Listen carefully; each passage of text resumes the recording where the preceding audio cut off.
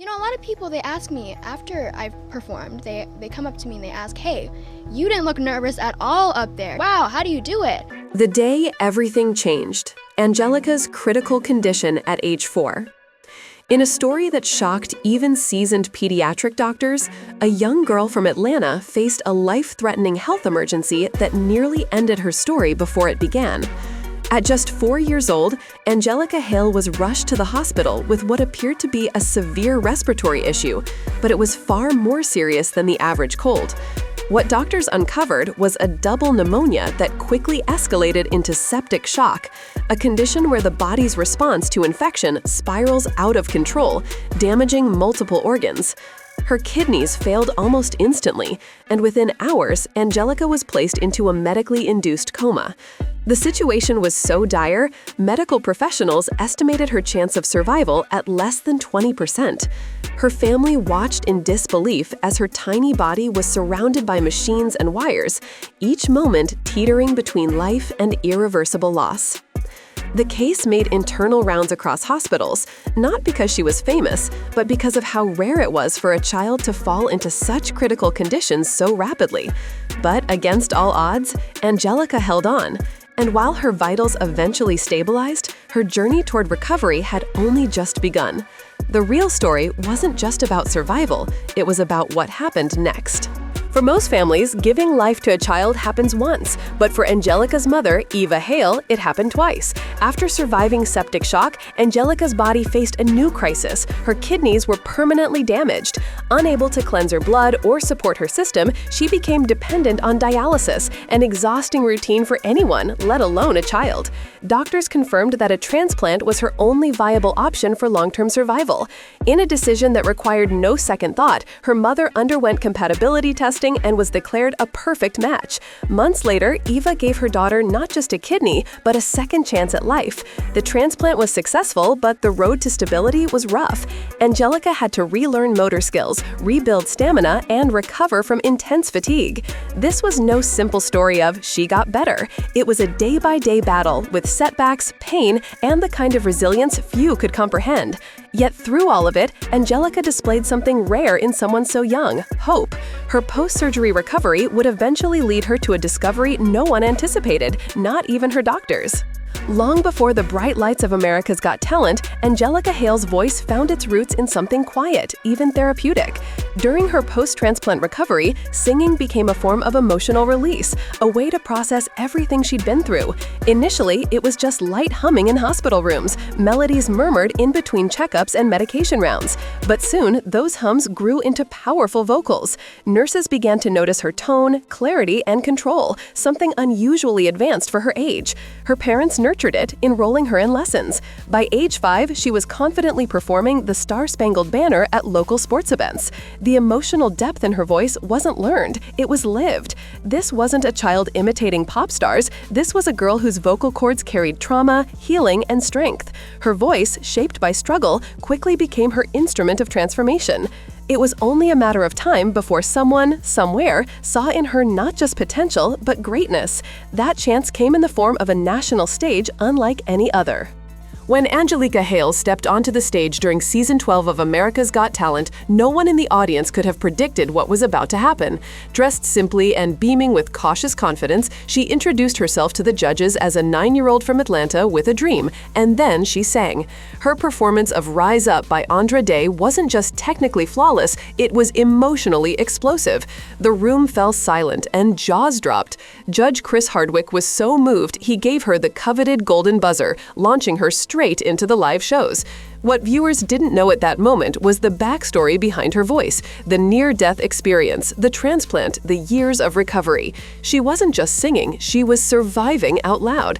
As she advanced to the finals and finished second behind Darcy Lynn, Angelica became more than a contestant. She became a symbol of perseverance, a young girl who had endured more than most adults and stood triumphant on a global stage. But what came after the applause was a challenge of a different kind, one that didn't involve cameras or stages, but the invisible pressures of sudden fame. The price of stardom, pressure behind the curtain. Following her explosive rise on national television, Angelica Hale's life transformed overnight. Invitations poured in from talk shows, concerts, charity galas, and national events. She performed at NFL games, appeared on The Today Show, and became a household name. But behind the glittering public schedule was a child still managing complex health needs. Daily medications, immune system vulnerabilities, and fatigue remained a constant part of her life. Yet to the outside world, she was expected to smile, perform, and shine. The reality was far more draining than fans realized.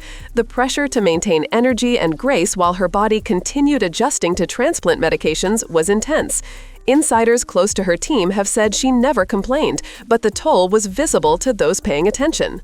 Balancing childhood with celebrity is difficult for anyone, but when layered with medical fragility, it becomes nearly impossible. And while she showed strength on camera, there was another battle brewing, this time from an unexpected place: the internet. As Angelica Hale's fanbase grew, so did the darker side of public attention, online criticism. For many young celebrities, social media is a double-edged sword, a platform for adoration, but also a breeding ground for unsolicited opinions. Angelica became the subject of harsh comments from online trolls who criticized everything from her appearance to her performance style. What many failed to grasp was that behind the confident stage presence was still a young teenager navigating recovery, adolescence, and the mental weight of early fame. Her family, noticing the rising tide of negativity, made the conscious decision to scale back her social media presence for her emotional well-being.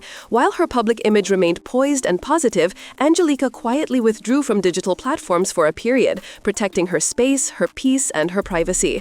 This chapter of her life rarely made headlines, but it speaks volumes about the unseen battles child stars face.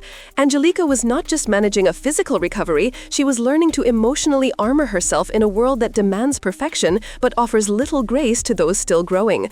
Her silence online led many to wonder if something deeper was going on, and they were right. In 2019, observant fans noticed something troubling.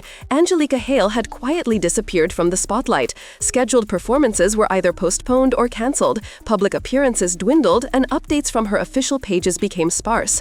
While no formal announcement was made at the time, close sources revealed that Angelica may have been facing health-related complications tied to her kidney transplant.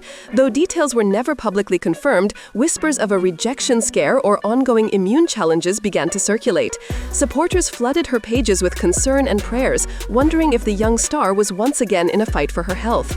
This silent pause in her career marked a turning point. It wasn't a scandal, it wasn't a meltdown, it was something far more real and human, a reminder that even young icons need time to heal, away from the cameras.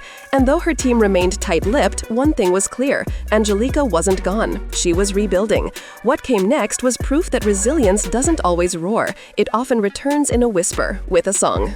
After months of quiet, Angelica Hale returned, not with a dramatic announcement, but with something even more powerful: music. Her original song, Set Free, marked a new chapter.